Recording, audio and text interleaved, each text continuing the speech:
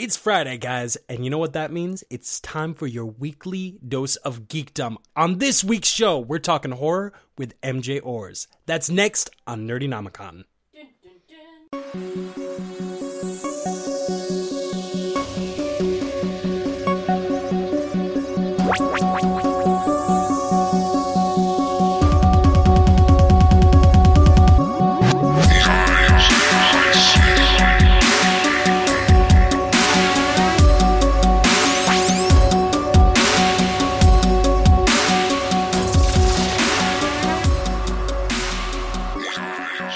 Welcome to the Nerdynomicon. I'm Robbie. I'm Brooke, as always, and we are still waiting for Adrian. Flowers for Adrian. Hashtag flowers for Adrian. Flowers for Adrian. So, Brooke. Yes, what? Just like last week, we've got another guest tonight. We do. I brought found us this guest. one. I am so awesome. I found this. I've never found a guest before. I'm so excited. But when I connected with this guy, I was like, oh my God, he has to come on our podcast, like now. Yeah, you connected with him on Wattpad, right? Yeah, actually, it was through a contest that I'm going to talk about with him later, but I just saw him. We were in the message boards talking about it, and he was like, oh, I've been on this podcast and that podcast, and I was like, or he's been featured on No Sleep and all these other ones, and I'm like, oh my God, he's right up our alley since Robbie knows No Sleep and he knows Mr. Creepypasta. Yeah, David Cummings, awesome guy. Spike is in. You love Spike? He's a friend of the family. Yeah, he's had his stuff featured on several things. Once you told him what, he wrote. And I do know who this person is. I've listened to a lot of his stuff. So I just happened to see that. I was like, well, we have to bring him on the show and talk to him as a fellow Wattpadder. So absolutely, since we're the only non-18-year-olds, we're all the only adults. And even on top of that, turns out we all have a lot more in common than we just thought. That. Yeah, because it turns out he has a child around our son's age as well. Yeah, and we're going to be getting to that too. So all of us are writers. All of us have kids and everything. So we have the same. Well, we have the same. We don't have like a different child. Yeah, this isn't like a Wisdom of Solomon thing where we just like slice it in half. I get the face, by the way. No, I get the face. No, I just got the cute cheeks. All right, let's introduce our guest on, MJ Orz. How you doing, man? Hey guys, how are you? Welcome on. So last week we had the Ashen Hollow from YouTube. Now we've got a writer, and like we were just telling our audience, you've been featured on several different mediums with people that we know. David Cummings at the No Sleep podcast had some of your stuff. Mr. Creepypasta had some of your stuff. Anywhere else you've been featured? Oh man, some of the recent stuff. Irrational Fears podcast is a big one, and it's big and up and coming. We actually this is a guy, Anthony Luciano. I'm sorry. I checked that out too, and kind of like preparation for today. I'm like, little heads up to him. Say who the hell you are. I spent the entire day listening to that podcast thinking it was you. I'm like, this guy's got a great speaking voice. Yeah. He can narrate a No, I wish story. it was. No. So his name's Anthony Luciano. I'm hoping I'm pronouncing that right.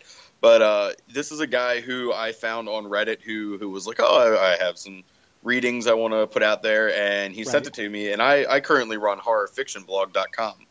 And awesome I was like, hey, man, I'd really love to feature your podcast on my website. And he and I just clicked. We're the same age. We had the same very, very similar interests. And so eventually we got down to, all right, well, instead of just featuring it, I'm just going to build him a hosting page on the website. And so everything he does through his SoundCloud comes up on horrorfictionblog.com, and it was a really wonderful fit. But I've been telling him he needs to introduce himself. So for anyone listening to this, Anthony Luciano, he's phenomenal. Yeah, stop by, tell him that he needs to say his name because he really does. He's very good. I really liked him. Well, that's awesome. Yeah, he's really wonderful. What are some of the stories that our listeners might recognize of yours? Say that one more time, I'm sorry. What are some of the stories that our listeners might recognize? I mean, I know a lot of our listeners are fans of No Sleep. They're fans of Mr. Creepypasta. Which stories would stand out to them and be like, oh, that guy, that fucking guy? So I would definitely say my most popular one right now it's called The Basement. I love that one. Funny enough, it's actually not my most popular one on Wattpad. No, it's never is. It's called The Basement. Yeah, it's but The Basement has been featured on quite a few things. From Night Fears podcast did it. I had the Phantom Librarian do it, which is another YouTube channel. I want to say Mr. Creepypasta did it. I've had about I think like 4 or 5 done with Mr. Creepypasta, so I don't remember off the top of my head which ones he did. And then, of course, I know No Sleep did it. But they did an English version of it, which was really cool. Like they changed. Cool. I put everything in Baltimore because I'm from Baltimore. Right. But they actually made it from London and put on the accents and the whole 9 yards, and it was really, really cool and kind of funny hearing my story being told, across the pond kind of sense. Right. It was really neat. But I would say The Basement is probably my most popular one. And then I think it was Erica Sanderson that read that. Yeah, I think it was. Yeah. But and then I was invited to a sleepover when I was a little kid. Is another one that is actually my most popular Wattpad. It's hard to say Wattpad. Yeah, I know it's Wattpad story, and that one was actually bigger through Reddit, and then it got picked up by Thought Catalog, which is if you've never heard of Thought Catalog, they're very it's like the reader's version of BuzzFeed. Mm-hmm. Yep. And so. Yeah, they excuse me, but they put that story up, and it was very well received. And I'm actually letting my dogs out right now, so that's I apologize for the noise. We're animal lovers here. Lovers. But yeah, so those two are probably my most popular at the moment. The Basement, and I was invited to a sleepover when I was a little kid. Yeah. Now I think that takes us into something that you wanted to touch on. I was invited over to a sleepover. You submitted that one to the TNT Contest, He did didn't The Basement, too, as well. Oh, that was submitted too? They're both submitted to the TNT Contest. Basically, it has to just be horror under 10,000 words, so I think he submitted a few. I only had the one. But that's actually how we met. There was this really cool contest being run by Wattpad and TNT, the TNT network, and they're going to pick one story. They're going to pick 10 finalists, but then one story is going to win like $20,000, and they're actually going to be they're going to be made into like a movie or a TV show or whatever. I'm not quite sure. I actually know the answer to that. I was able to look. I did a little bit of research. Let me give you my speculation. This is what I've been thinking. My speculation to this is it's going to be an episode of the upcoming Tales from the Crypt. You're absolutely correct. We have a winner. Boom! He's so good at this game. So TNT is partnering with TBS, and I found a few articles actually that were just published not too long ago, like a day ago maybe, saying that, announcing the contest outside of Wattpad, and one of the biggest things is they're saying it's going to be working with M. Night Shyamalan's redoing of Tales from the Crypt. Yep. Which is pretty cool, and anyone who's roughly our age knows Tales from the Crypt and is absolutely very excited about it. So very excited, myself included. Yeah, so I'm keeping my fingers now even more crossed for that. Even the top 10. I'll take top 10. I'm okay with that. I would absolutely take top 10. I mean, it's like $2,000 at its option. Like they keep it as an option. Right, I was like, top 10 would be because I don't know how they're going to do it. I don't know how it's going to be based. But I was like, I'm shooting for winning, but it's probably not going to happen. But even optioned would be, even the top 35 would be great because people are going to read it. Yeah, because you submitted Justify Us from Evil. I did. I submitted it's just not quite horror. It's more of like a mystery, but I thought it worked enough that they could make it into an episode. But it's not about me. It's about him. Well, true. We'll talk about me in another episode. It's about the collective here. It's not about me. It's the Wattpad community. It's Well, I mean, it's a weird community. That's the thing that's so interesting is like, your stories are so big everywhere else, but then on Wattpad they don't like it noticed. But it's such a strange community because it's like all like young teenagers, but then there's also like adults. It's like the weirdest community to figure out. But yeah, I'm having. So I've only been on there like about a week, and I'm having a terrible time pinning it down. I can't. Normally, like all of my tricks to get my work put out there, they don't work. Like, how do you teach these kids, man? Like, I don't know. Oh, I love that's the one thing I love. Is if you read the comments on the contest, it's 18 and older and U.S. residents only, and to adults like us, that makes sense. Yeah. It makes sense because obviously 18 or older children can't enter into contracts with their parents, and that's a big hassle. Precisely. And also probably working papers. And then outside of the United States, that's working visas, and you'd have to get specialized contracts. Oh my God! You would think that it was like the only contest ever in the universe, and if you don't get it, you were never going to be a professional writer. Like, these kids, a lot of these kids. I mean, they're acting like.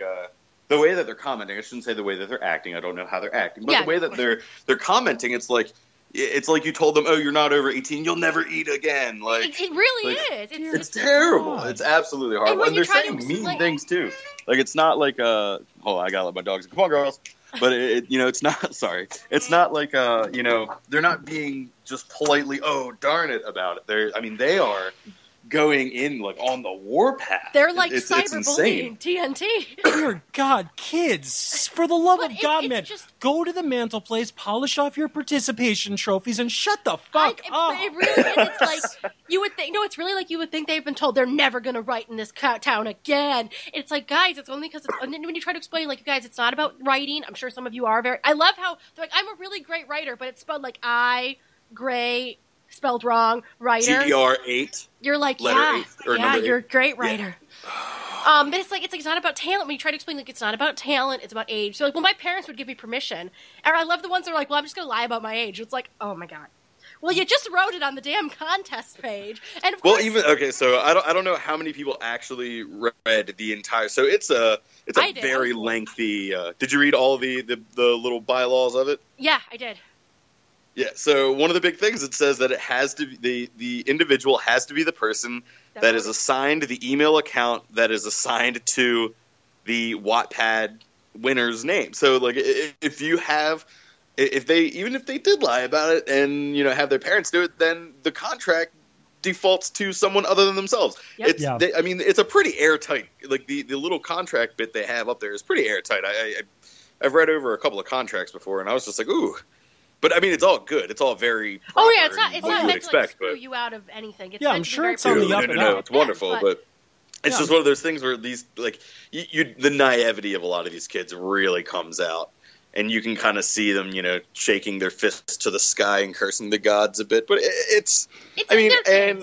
Yeah, they're kids. They're going to be kids, and that's fine. And again, a lot of them are probably great writers, and I've read a lot of stuff on there without knowing the ages, and I'm sure plenty of the stuff I've read on Wattpad comes from 16-year-old, 17-year-old kids, and that's cool. But unfortunately, this contest isn't for them. You can't get into a club. You can't go into a bar. You can't enter the TNT contest. Sorry, kids. Yeah, it's like life, and it's what are you going to do? But take this tiny bit of disappointment and put it into your writing. It'll make you better for it. I mean, Come on. There's a lot of contests for kids, but that's not what that was about. But I just thought that was so funny. You're like reading it, you would think that it was like they were told like we're going to murder your dog. Like it was like relax, it'll be okay, you'll be fine. Right? Hell hath no fury like teen angst, man. That's really. Oh my God! Do you remember when we were teenagers? I mean, we were raging against the machine. In my case, too, Rage Against the Machine. We were. So, yeah, I try to block those memories out. I was a bad kid. So were we. Oh, me too. Do you ever look back on yourself and just cringe and be like, "How the fuck am I still alive?" Yeah. Seriously. Oh man! So it's funny you say this. So I'm sitting while waiting for you guys to call. I was watching Black Mirror. I don't know if you guys watch it. It's a great show. I've seen it, yes. Love Black Mirror. You ate it. To be fair, I watched it while pregnant, and that is not a show to watch while 8 months pregnant. No. That is not a show. No, it's not. That was a terrible choice. I Why would probably you do should that? watch it now as a not pregnant person, but pregnant, I was like, I can't deal with this. Like the first one is the damn pig. I was like, nope. No. I'm out. To completion. I am out. Oh yeah, no. But no, well, funny enough. So speaking of thinking back to when we were teenagers, I'm watching the episode. I'm trying to do it in succession here, but it's season 1, episode 3, the entire history of you. Yes. It's the episode where they can actually go back and redo memories. everything. They can remember all the stuff that they did and play it, rewind it, and put it on TV screens. And I'm halfway through. I'm 22 minutes and 9 seconds in. I have it up on my screen now, and it is the most. Wow, do you have an eidetic memory or something? That's impressive. No, yeah. I should have just left that part. Yeah, I have this insane memory, but no, it's the most cringeworthy thing I can think. Because I'm just sitting here wondering, it's like, what would 16-year-old MJ look like here? And it's like, oh man, it makes my stomach turn a little bit of all the dumb shit I've done. I mean, there are things that I think all of us are like, I'm glad I can't remember. Let me paint you a word picture. I actually met Brooke way back when you were what? I was 13, and I was about 15 at that time. Yeah, you're 16 because you're 3 years older than me. All right, fair enough. I met her when I had 2 different tones in my hair. The front was bright blonde, the back was jet black. It was horrible. I had inspiration from my hair from Nightmare on Elm Street 5, and I thought I was the coolest. I had 69-inch bottom pants you did. with a tie-dye shirt. For what it's worth, I started losing my hair when I was 13. 16 for me. I've never had hair. I've been bald since freshman year of high school. Yeah, I saw your picture. You have a little bit of a Chris Daughtry thing going on. Hey man, I try. That's nice. That's a nice thing to say. But I'm giving him a compliment. I think he's a good-looking guy. Yeah, I don't think normal. I tell you what, man, middle-aged women love me. It's great. And I'll tell you what, woodland creatures love me, because if you've seen pictures of me, like, you can see me on my Skype thing right here. I've got the elf ears, man. I've got knife ears. You do. You got the nugget for the bald head, man. Me, not so much. I'm going to look like some sort of devious leprechaun or some sort of evil monk. He is. It's totally true. But I don't think normal people write horror. I don't think normal people are drawn to horror, or they are and they're crazy. You can't be that vanilla and No. expect to come up with these crazy, No, creepy, you have weird to have things. crazy life to write horror. I mean, there has to be something weird in Stephen King's background. Oh, unquestionably. Oh, yeah. We know the backstory of Joe Hill. Well, Stephen King is I was going to say, yeah. Stephen King's I mean, you sit here and look in the '90s, and even if you want to even break it down, the earlier, like the '80s, Yeah. Stephen King and the drugs and the crazy, and I mean, Right. the man He went doesn't through his- remember writing Cujo. He went through his toddler murdering phase when he had children, and I think if I was Joe Hill, I'd be like, you wrote all these stories of kids being murdered when I was like 2. What's that about? It's like, really? Yeah, Dad? exactly. Really? He even admits that's why he wrote it. He's like, yeah, I was having a really hard time with my drinking, and my kids were getting on my nerves, and this was my way of getting it out. And I was like, wow, okay, no wonder he wrote that. Productive. No, it was productive, but I'm just saying, it's like... Some people turn that into a jail sentence. Other people make millions. Other people make Cujo. Productive. It's true. Scoreboard. Scoreboard, you're right. Yeah. But Yeah. no, I felt the same way. I see. Now, when it comes to having kids and writing it, I can't even. That's one of the things I can't even touch anymore. Like ever since having my son, I like. Do you guys listen to Darkest Night podcast? By Yes. chance? Oh, as a matter of fact, It's so good. next episode we're going to be having Chris Bloodworth on. Yeah, next episode. Oh, very cool. I'm gonna have to listen. That's really awesome. Yeah, I've been So, talking with what Alex Aldea, and dude, super nice guy. But The it's entire the Paragon second Collective. episode, probably, that you're both talking about, the second I episode. think so. That's awesome. But there's the episode about the baby monitor. Yep, Yep. that's the second episode. That's the one. Yeah, and I the crying baby. I was good, and I like I said, I listened to it at work, which is a very professional setting. It's an office setting. Lots of people in shirts and ties. Yep. And not so much. It's decently liberal, but regardless, it's a professional setting. And when the baby started crying, I damn near lost my shit. I had to take the Same headphones here. off. I was like, I'm done. Yep. That sounds like my son. I can't was do doing it. that while I was driving. So trust me, I hear. No, Yeah, man. We have a It was child. too much. We have a son around the same age as yours. Ours is 7 months, and yours is 5 months. And that was actually a question that I was going to bring up. I was going to ask, like, how has having a kid kind of changed your writing? I think it's like writing horror when you're single is like, and like not married and like not kids is one thing. But I think writing it when you have kids, it kind of becomes very different, because you have to. The things you could write like 10 years ago, you can't write now. You can't write about a kid. I can't write about a kid in trouble. Like it's too much for me. I can't handle it. Yeah, like I steer now a lot of my stuff, and I try to keep it relative. I try to focus on the audience, which will a lot of times sit with between 16 to 20-something-year-old people, and for me, I try to have my characters be decently relative. And now it's to the point where it's like, if I can't even think of having a kid under the age of, I'd say, 15. Yeah. Be the protagonist or whatever you want to call it of Right. my story. That would drive me nuts. And funny enough, I have 2 books out. One which is self-published. The other is published by Thought Catalog Books. That's awesome. I mentioned Thought Catalog earlier, and I contacted them. They reached back, and we were able to work out a contract. And they published my book. It's called Andrew, and it's all about it's about a demonic boy, and he's a little boy. And the very opening of the book is a story with this boy by a covered bridge meeting Andrew, who is the same age, and the horror that ensues from there. And I can't imagine having written that after having my son. It's impossible. I wrote thank God I wrote that like a year ago. Yeah. I where my wife was pregnant, and I didn't you're have just trying to worry get those about that. feelings out now, as she's asking you to go from midnight cheeseburger runs. I asked you for one midnight cheeseburger run there, buddy. So you See, can... I wouldn't have minded the midnight cheeseburger runs. Mine were all like obscure, crazy things. Like I'm trying to remember all the weird stuff my wife had asked me for. A lot of ice cream. I remember pickles and ice cream was a thing, which is kind of the stereotype, but she played right into that. It was a lot of she now has a thing for the LaCroix waters. Yes, that's I love a big those. one. I drink those all the time. I don't get them. They're like it's kind of like if someone took what was gonna be a really good drink and put like 4 drops into sparkling water, and that's what it tastes like. It's incredibly weak, flavor weird water. It's a mom thing. Apparently, I bet it is a mom. It's a mom thing. Her mother loves them. So my wife, her mother loves them. My wife loves them. Everyone loves them except for me, I guess. I'm not a and fan. Rob. Remember one exploded in our car last winter and we thought we had been shot at? Yes. That was hilarious. Sorry, That's awesome. Random segue, but I just thought that was funny. Yeah, as far as crazy things, I think the worst is I'm pretty sure while Brooke was pregnant, I got stuffed hot banana peppers from every single place that served them in Buffalo. Okay, usually they're super Where hot. in the world do you get stuffed hot?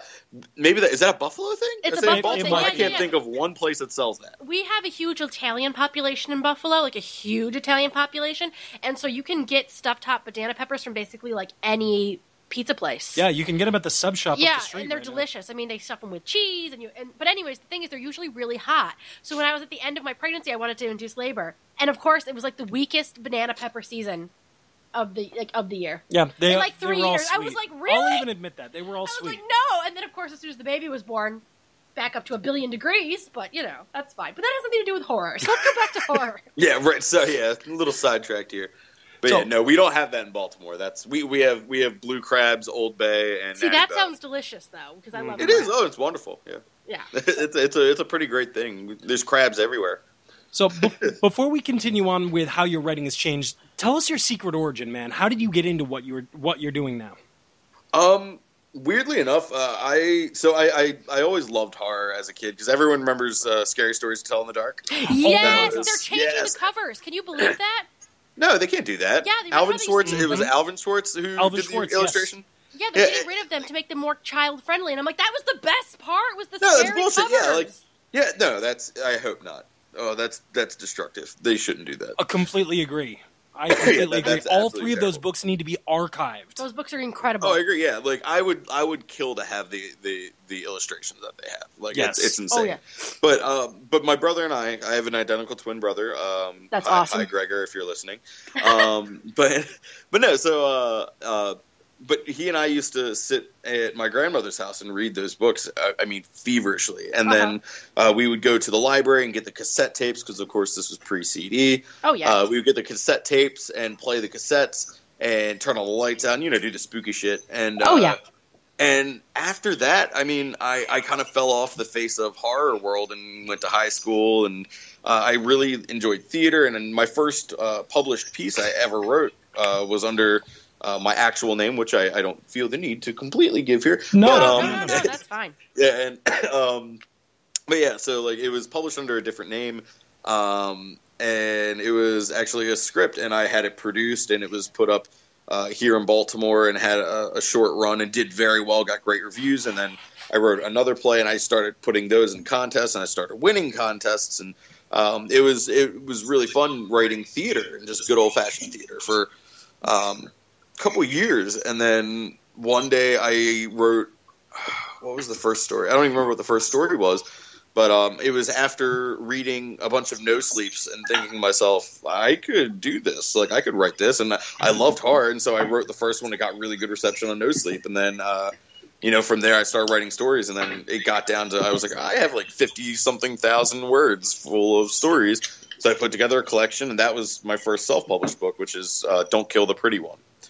And then from there, I've just been pumping out, 5,000 word stories, or anywhere from 1,000 to 5,000 word stories since. And I mean, I've probably put together, oh man, I can't even think of how many, probably 50 something, maybe That's more awesome. stories, probably a lot more than that actually. It's Published and put out about 50. That's great. It's so funny that you started writing in theater because we started doing theater. Like that's how I got into writing. Is I was always an actor, and I realized that I wasn't liking the characters that were like existing in the world, so I decided to write my own. Right. And you've always wanted to be a writer director. That was always your. I'm part of a generation that was raised on Kevin Smith. He loves Kevin Smith. Suckling up to his big man boobs. I mean, Kevin Smith was my inspiration to start writing, which, I started early, writing in the style that I write in now, and I read a lot of scripts and whatnot. I started early being inspired by him. I stepped away from it for a little while, and it's because of Kevin Smith's inspiration that I really got into podcasting as a medium as well. So I think it's crazy that we all kind of have a similar origin story. But all right, so I have a question. Favorite, horror villain dude? Anyone you want? Who's your favorite? Oh, God. Favorite horror villain. Like, God, that's hard. At least give him a The top one that, three. yeah, I was gonna say, wow, that's tough. you can do top three. You can do top three. Like, I know yours is Freddy. Freddy. So I would actually say probably for me, the worst is Pennywise. Nice. And I'm a big Stephen King buff. Like Stephen King's one of my heroes, and forever will be. And I don't like clowns. I've never liked clowns. So when I first read it, I mean, I was a fucking mess. I'm sure you haven't been doing too well. It ruined my childhood. I'm sure you haven't been doing too well with this summer with all the evil clowns popping up everywhere, or the creepy clowns. All that stuff. I somewhere in my mind believe Stephen King is just sitting there twiddling his thumbs and thinking this is such a good idea. It's the clown apocalypse, bitches. Exactly. Oh yeah, he's sitting up in his manor up in Maine, and he loves these North Carolina clowns. Oh yeah. It's probably. I mean, it draws a lot of attention. Then people, of course, start speculating that it's because of the redo of it, and even if it was, that's. Yeah, like I'm all about it. I mean, it brought attention to it, and I love seeing people get into horror, and I'm actually really excited for the redo of it. I think that's gonna be cool. I think it's gonna. I'm hoping that it scares me just as much as it did when I first read and then first saw the movie when I was way too young to be reading or watching that. Oh, and it's I mean that I will say probably Pennywise is probably my number one. Just mind-fuckingly terrible villain it haunts my dreams. Respect. Yeah. That's a good pick. Yeah. Oh yeah, absolutely. For me, it was always Freddy because he takes such joy in his work. Yeah. Just to see a madman exercise his craft with such glee. He did enjoy it. He did. He did enjoy it. That's something to me about work ethic. I look at that as a positive thing. Right? He kept killing. Being murdered didn't stop him from killing. So Hell good no. job, Freddy. Let alone being murdered in a various amount of ways in multiple films. Yeah. They never kill him the same way. I just think it's and funny he just keeps coming back wittier than ever. I still think it's funny. You don't want to have the monster who comes in and clocks in, punches in his clock and goes about his killing way, then punches out at 5, goes home and boringly drinks his glass of whiskey to wake up and do it all over again. You want someone who go out there with a little bit of gusto. Jason Voorhees. I think it's funny that I think he got his creator. I think because Wes Craven died in his sleep. I always thought that was so interesting. That he created Freddy and then he died in his sleep. I was always like, Wes Craven, you planned that, didn't you? Makes you see New Nightmare a completely different way. He's dead, so he can't answer. Sure. Wes Craven, actually, fun fact, he did his master's work here in Baltimore. I did not know that. We actually, I've seen his work at Johns Hopkins Archive. That's awesome. It's there. His master's thesis was a script or story. I don't remember exactly what it was, but he did. You can fact check me on that, but I'm pretty sure it was Wes Craven. I'm 90% sure it was Wes Craven. But yeah, he did his master's work at Johns Hopkins here in Baltimore. That's so cool. Yeah, we don't need to fact check you. Well, I'm not going to be sitting there. Hey! It was John Carpenter, you piece of shit. Oh, I know it wasn't John Carpenter. I would have remembered that one. I'm pretty sure it was Wes Craven. I'm 99%. Sure. I'm going to say my guy because I like a smarter killer is probably going to be Hannibal Lecter. I just think he was so cleverly written. Anthony Hopkins is only on screen for 17 minutes, but you remember him. I mean, he got an Oscar nomination. Oh, he is. I mean, he is Silence of the Lambs. That's precisely. I mean, but it's one of those movies where it's you forget that Buffalo Bill's the bad guy. I frequently forget about Buffalo Bill. Because Hannibal Lecter, you think about it, but you also forget it's not just Hannibal Lecter. I like how Hannibal Lecter is clearly the bad guy; he's a cannibal. But then Buffalo Bill's the actual bad guy. But then there's also the guy who runs the institution where Hannibal Lecter is, who's kind of a scumbag too. And you're kind of that guy's clearly crazy too. Yeah. And then you have poor little Clarice who kind of has to deal with all this. And I'm just I don't know. And I like how the victim, the girl in the well, is actually kind of a badass. She ends up taking him down. You fuck me. Yeah, she takes. Give me back my dog. No, she freaking takes the dog. And she's I'm gonna freaking kill this dog. And I like how she's don't kill my dog. But you forget about puts the Joe Dirt in the hole. All right, Robbie. Yes, we know. Thank you. I'm sorry. I love the Joe Dirt reference too. I think that's cool. But it's funny because I still have. So it's been a long time since I've seen Silence of the Lambs, and I oftentimes get the two images in my head. They kind of blend together to a really awkward gray area. So it's half Joe Dirt, half Silence of the Lambs. A weird twisted amalgamation. There's definitely a dog there, but there may be Mini Trucker Magazine as well. We don't know. But anyway, Auto Trader, was it Auto Trader that he had? Or something, it was something ridiculous. The magazine. But yes, that's exactly. But I'd say I like my you know how I like my killers a little bit smarter. Yeah. I mean, like, I don't like the Michael Myers and the Jason Voorhees because I don't understand how they're not easy to kill. They're just like walking, like, lumbering Jehoshaphat's. Jehoshaphat? I don't know. I didn't know what I was trying to honorable say. mention. I'm on cold medicine right now, so the fact that I'm even coherent is magnificent. Touche. Honorable mention, I have to give love to Kiyako from The Grudge. That series to this day terrifies Oh, yeah, me. absolutely. That shit's terrifying. Once you get into Japanese horror, you know I have a problem with Japanese horror because you can't win in Japanese horror. Like, that's my explain. I'm very American. I like that in American horror you can win as long as you're a not slut, not black man, and, like, I don't know, not a parent. You can win. But, like, in Japanese horror, you, like, walk down the wrong street and you're cursed forever, and there's nothing you can do. And it just doesn't seem fair. The Japanese don't seem fair. Western stories typically have a Life's morality not fair, Brooke. I know Life's that they're not fair, but I'm American. I like that I could win. I like the idea that I could win, because that's how I'm going to get through this presidency. I was just about to say, I was trying not to say, you know who else wins? Our current president-elect. He wins. It's like, oh, God, make everyone on this podcast hate everyone on this podcast. Oh no, he already doesn't like us because, like, on our brother podcast, Couldn't Be Models. They have gone on tirades against our president-elect. On the most recent episode, we spent about 15 minutes on Hamilton, I think. Yes, we did. But I mean, but I like to believe that's how I'm going to get through this presidency. But if we lived in Japan, we'd all just have to take it because, like, yeah, pretty much. So that's why I don't know. I think that's my problem. I love Japanese horror. Don't get me wrong. I think it's brilliant. But I just don't like that you can't win. You're basically just screwed. The ghosts are just going to get you. Yep. The most you could do is, like, maybe go to a Shinto temple, but even then they're like, nah, you're still going to die. Yeah, pretty much. I'm pretty sure they tried that in Grudge too, actually. Well, they might have. I don't know. I just was making I like people to know I'm cultured. I know what a Shinto temple is. See, now I've also gotten really, like, recently for me, I've been really into a lot of. Have you guys watched any of the Blumhouse productions? Oh, of course. He loves those. Loves them. I cannot remember. I want to say it's called The Gallows. The Gallows. It's about the kids who put on this show, this high school production, and someone died. It's essentially like they're doing the Crucible, and at the end they go to hang the guy. I think it might have been the Crucible that they do, or some type of mock-up of it. And they go to hang him, and he accidentally gets hung. Yep. That being a big one for me, and just that whole, like, the kids running through the school. I thought that was great, and then I see it only got like 2 stars on Netflix or Hulu or whatever it was on, and that was very disappointing because I thought that was an incredible show, movie. I did too. I really enjoyed it. I was legitimately impressed with that. It's kind of weird because, like, Annabelle, I was not a fan of. Maybe that's because I actually know a lot about the supposed true story of Annabelle, but I mean that one blew it up as far as ratings and whatnot. But The Gallows, I legitimately loved. I thought that movie was great, as well as Unfriended, I think was the name of that one that had to do with Skype. I haven't seen that one yet, so no spoilers here. No spoilers. Oh, no. That's on my list.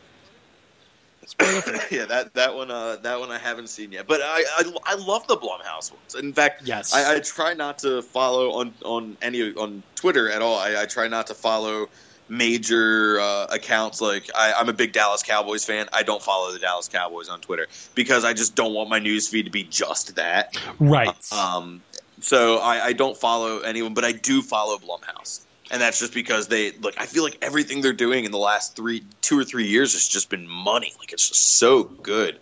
I agree completely. For me, it almost feels like the beginning of Dark Castle, because I used to love Dark Castle movies up until Splice.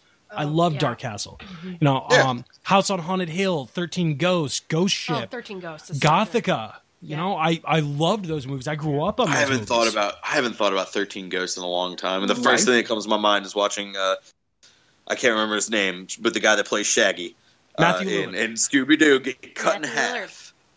Matthew Lillard, thank you. Yeah, him getting cut in half is the one scene that sticks in my brain.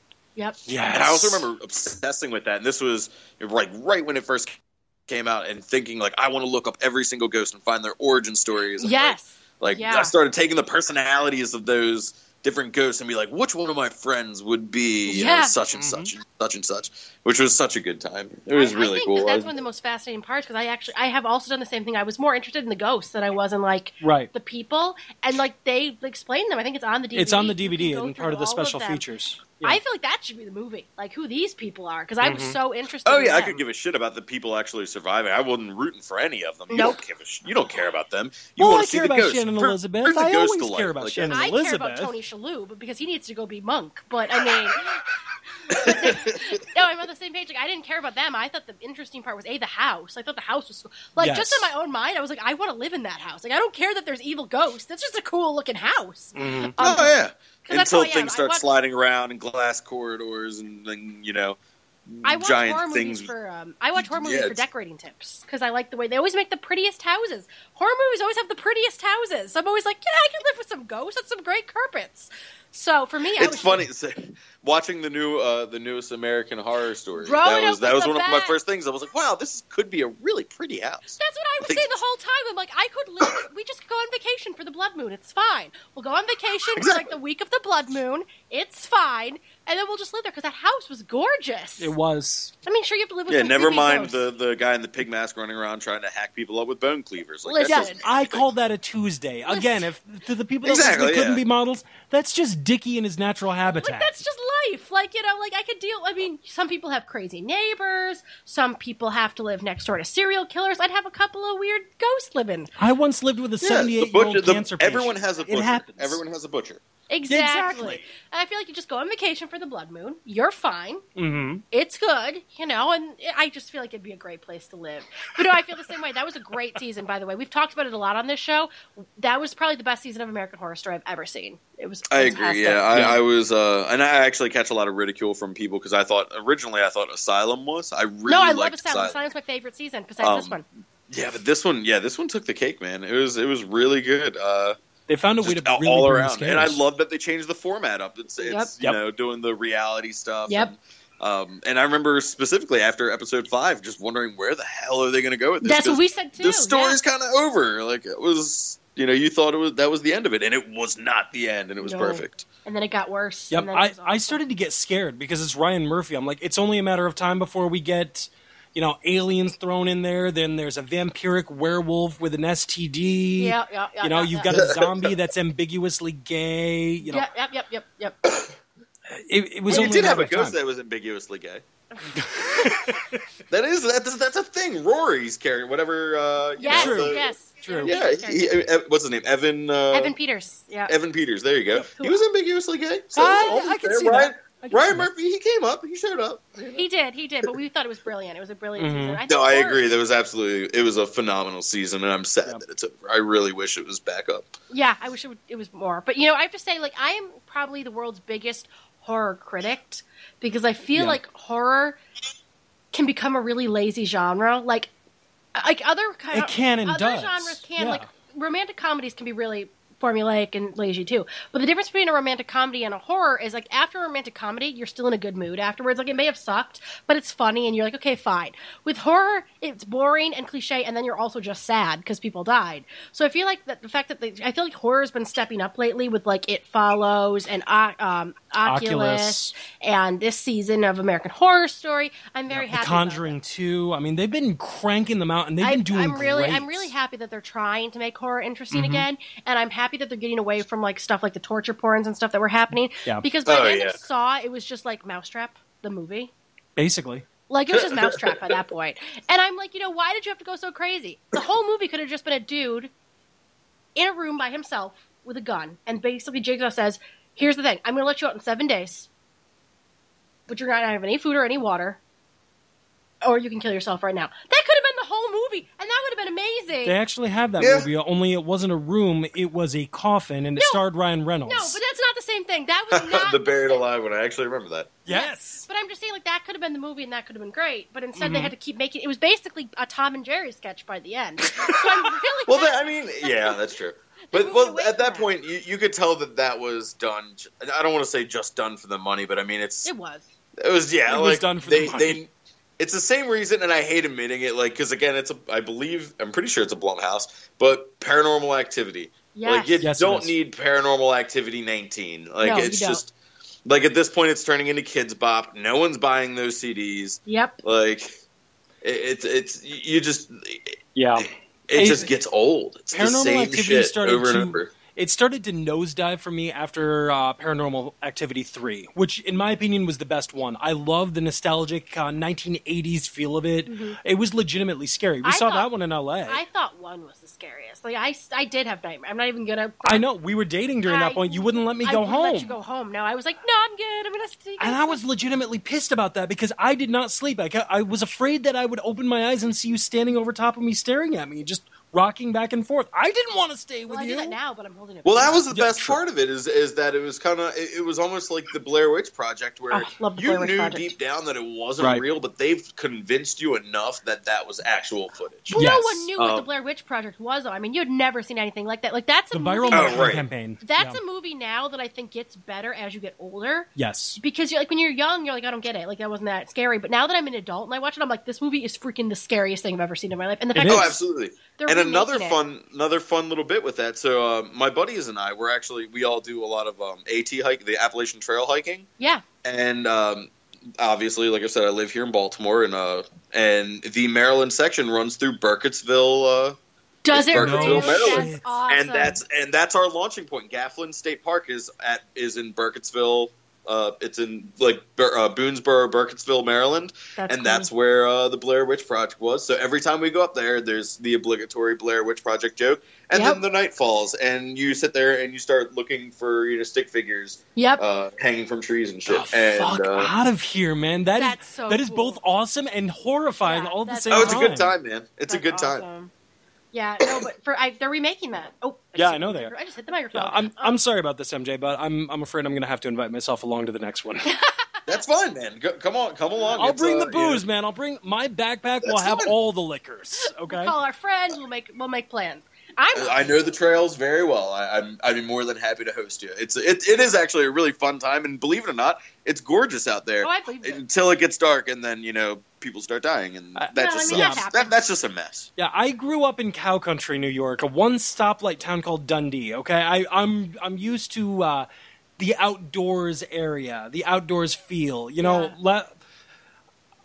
Our corner store was called Ray Dan's, and it was essentially It was like a horror movie set. It did. It's the most terrifying place in the universe. I won't go there. It was a step back to 1955 every time you walked inside there. It's great to buy out-of-date frozen pizza that was off-brand in the same place where the man is storing his boat motor from 1971. Oh, yeah, no, it looks like every horror movie thing I've ever seen in my life. It does. So I know what you're saying. You grew up in a crazy place. Right. Remember that general store in Cabin Fever? Oh, yeah, absolutely. Smaller version of that with white paint. That's what this corner store was. So he understands the creepy looking place. Yeah. It's like a dream. Yeah. Exactly. So, man, and when you say Cabin Fever, of course, my brain immediately goes to Sean Hunter. Ryder Strong. Ryder Strong. That's a great part. I love that part. Why do you love that part? Because it just breaks my heart. I grew up with Boy Meets World. We literally all we all did, yeah. But it was awesome. It was funny when you watch the behind the scenes.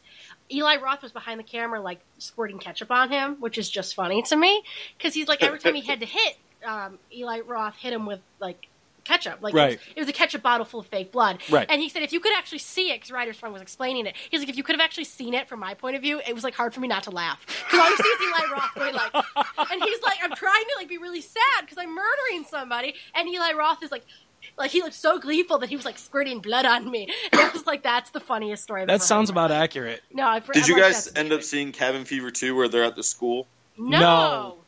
Oh my gosh! So there's any of the subsequent sequels, and I cannot remember what it's called, but it's something cheesy like Cabin Fever Homecoming or Cabin Fever Prom Night or something like that. And it's essentially these people getting the fever, getting sick. Yeah. Inside, it travels via rats or water or something in a school at like homecoming night, and they quarantine the school and shit goes nuts. And I just remember this one part where this guy's taking a leak and his dick falls off. Oh, that's awesome. It was the most unnecessary thing, because it wasn't done in like all this creepy horror fashion. It was the whole thing. They turned that whole movie into essentially like a Troll 2 style comedy horror. Like, it was just bad. I love it, but if it was like Troll 2, it was bad in a good way.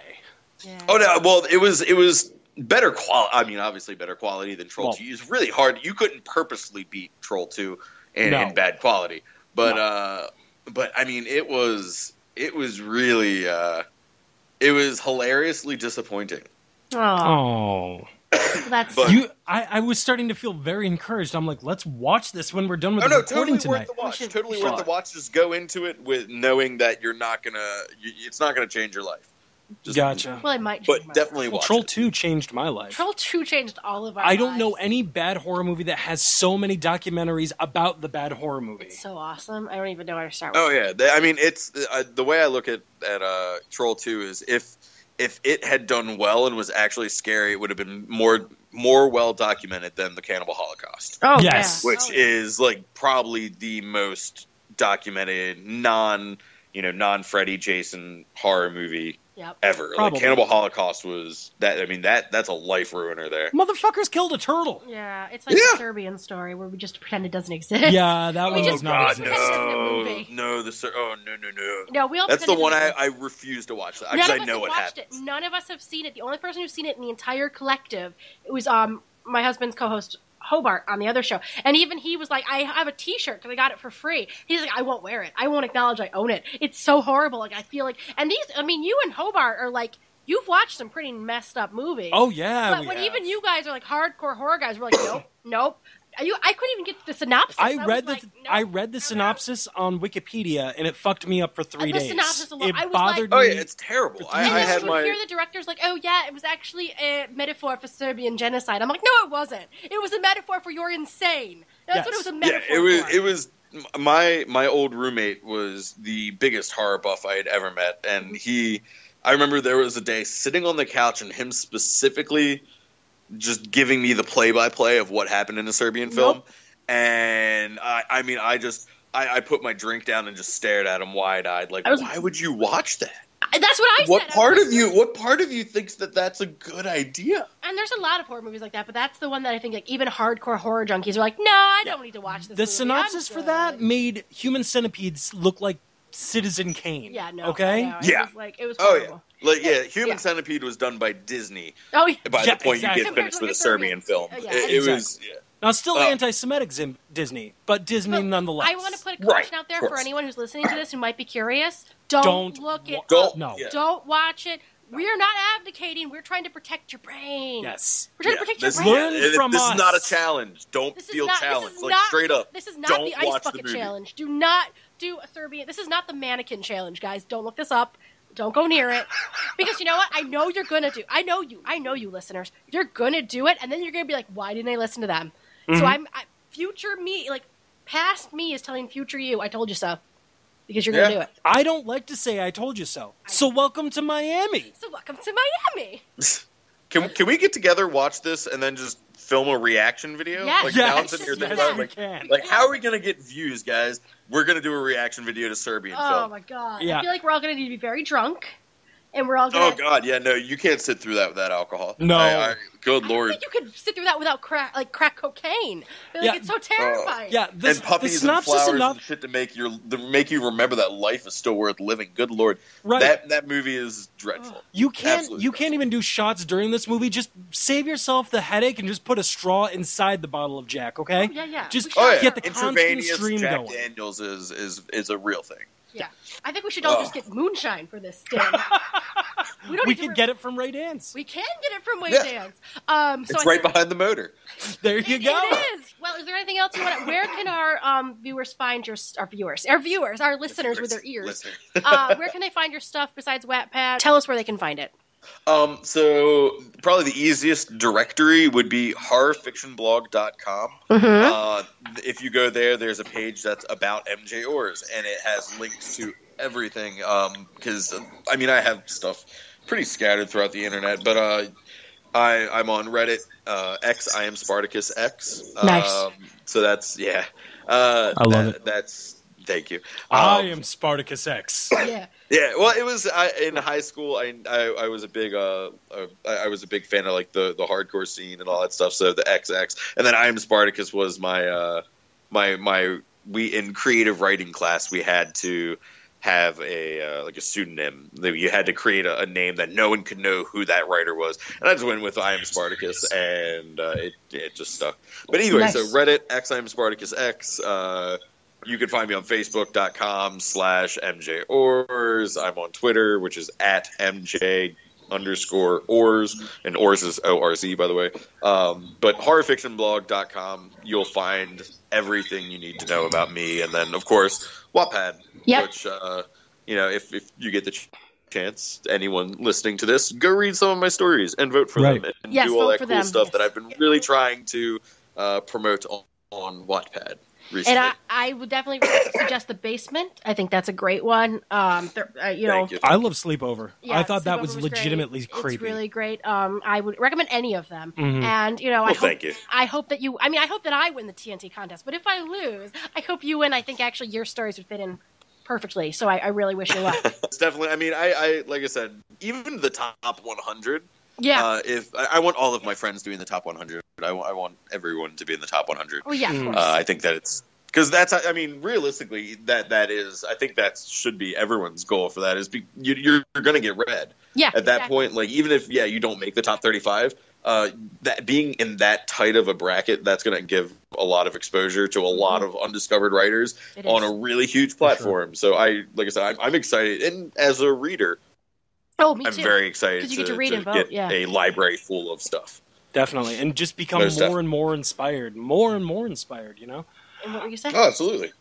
One of the things I wanted to say, on your website, I love that challenge that you put up there. Flash fiction has really become a thing. People just writing short horror stories, trying to get that scare in there and then just jump out, which is really difficult because lots of times with horror, you need to let it build and simmer and marinate, and then you can hit them with the scares. But lots of people are trying to do this with like 2 sentences and less with that. You've got one. You take it a step further. 5 words. Yep, it's amazing. I thought that was so fun. Cool.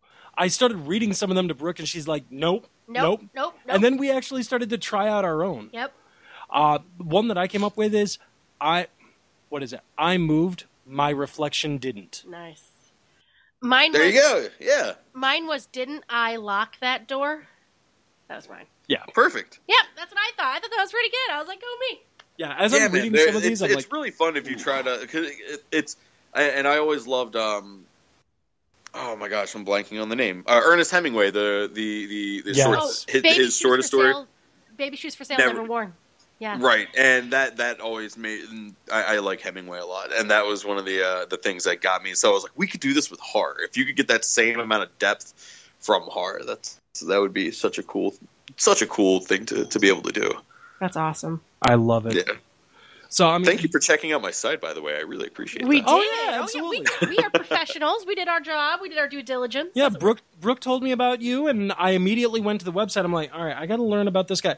Okay, I've read that. I listened to that. Yeah, he did. I enjoyed that.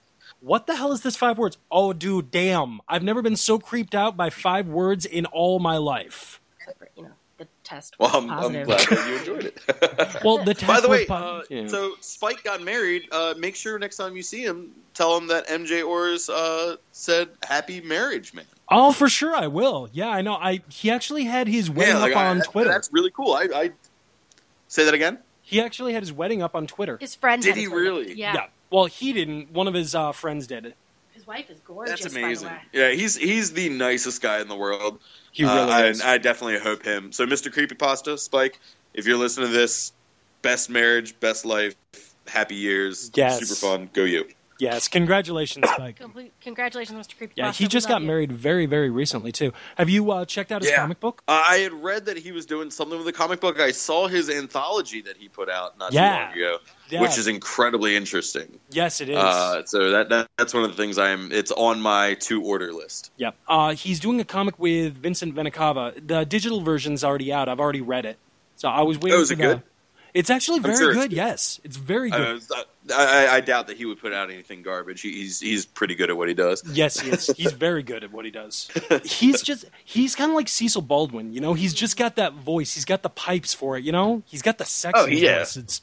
And he knows it, too, which is great. Because exactly. I mean, he puts out so much content, and he is and he's one of those guys that just deserves the following he has. He's incredibly talented. He's a great Very much so. guy. I call David Cummings the crypt keeper of the internet because, he's the narrator. He brings the segments together. He coordinates everything. I call Mr. Creepypasta the voice of terror on the internet. He does. Because that's fair. I can agree with that. And both of those, David and Spike are both. They're both phenomenal.